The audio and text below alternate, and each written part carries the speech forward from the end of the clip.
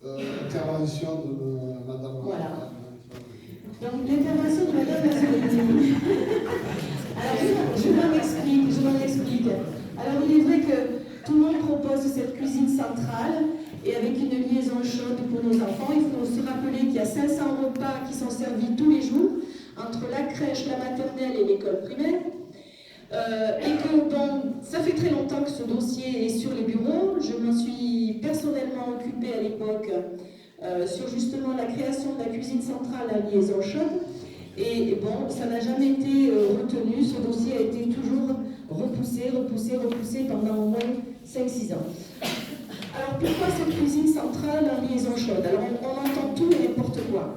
À un moment donné, il faut arrêter de dire qu'on va proposer du bio en permanence sur la cuisine centrale.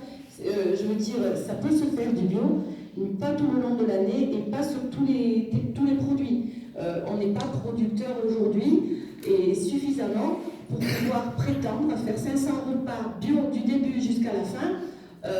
Même si on a des agriculteurs aujourd'hui qui se proposent, ils ne le sont pas tous bio. Donc forcément, ce qui compte aujourd'hui, c'est de mettre quelques éléments bio dans ces repas.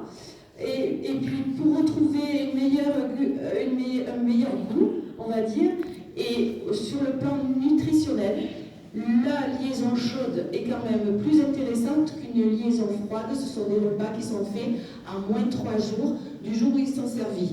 Donc ça c'est très important. Il faut savoir aussi que ce qui nous intéresse dans la cuisine centrale, c'est d'avoir des circuits courts, mais pas que des circuits courts. En termes, on va dire, réglementaires, le circuit court, c'est toute la région sud, hein, c'est toute la région PACA. Donc il faut aller plus que circuit court. Et ça, je pense que je vais poser la question à Anaïs, puisqu'elle est là.